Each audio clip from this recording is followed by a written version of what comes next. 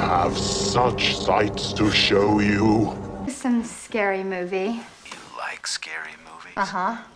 What's your favorite scary movie? Reservation at Dorset now, you fucking stupid bastard! Fuck the prime time, bitch! Fucking nuts.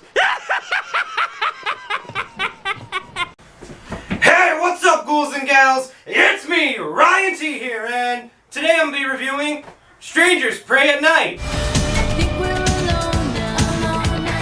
Alright guys, first off, before I get into this review, I just wanted to let you know that you're going to be seeing a lot of me today. I'm going to be doing 2 separate reviews today. Well, aside from this one, so 3 separate reviews today. That's right, not 1, not 2, but 3 separate reviews today. Oh, fuck yeah. I sound like a fucking car salesman. You know when those car salesmen come out on TV and they're just like, you can buy this, you can buy this, you can bone my wife, you can bone my daughter, you know, shit like that. Whatever.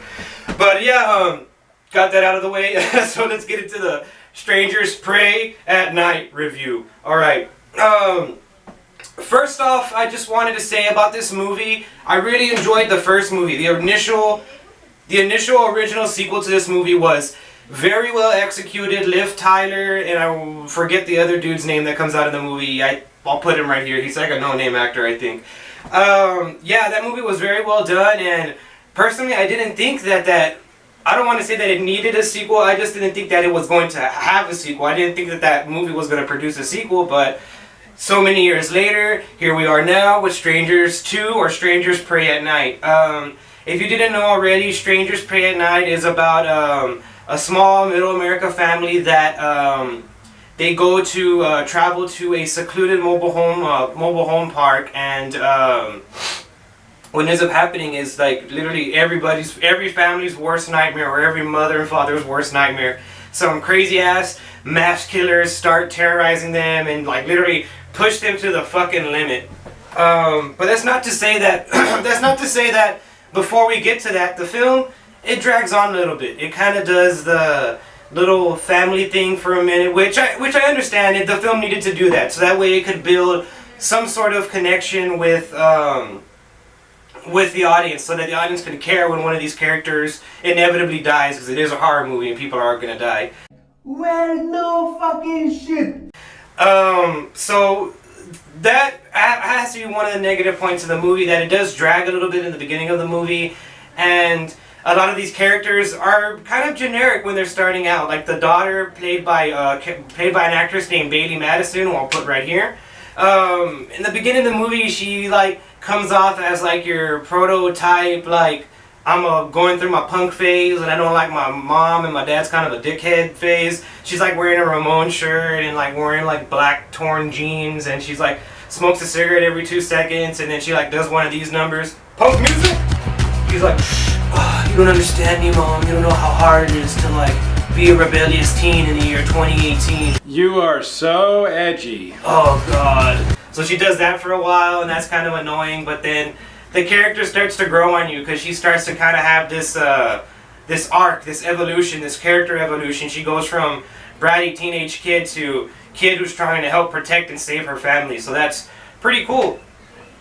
Also, another thing that this film does very well is that it shows that these characters, the family, the victims, have a moral dilemma about actually confronting the strangers, or the killers, the strangers. There's a one point where one of the characters, spoilers, gets a gun, and he thinks to himself, like, do I really want to kill these people? Like, even though they've hurt me and hurt my family, like, am I really going to go through with this? So I like that they added that in the film, that it wasn't just that one of these characters just snapped and was like, I'm gonna go fucking kill everybody! Because that's not realistic. That's not realistic at all. I don't really think a lot of people would react that way. A lot of people would be, of course, scared at first. So I like that they added that into the movie. Another negative thing that I can say about the movie is that Christina Hendrix, before I say anything negative about her, let me just bow down to the hotness that is Christina Hendrix. She's a lady. We're not worthy. Whoa, whoa, whoa. I'm not worthy. She's a lady. Talking up. I'm not worthy. I really am not. Alright. Christina Hendrix, please don't burst through my door with your... Well, maybe you should burst through my door with your awesome body and sexy face after saying this. but you probably won't because I'm going to kind of rip into you. Christina Hendrix in this movie, her acting ability shows.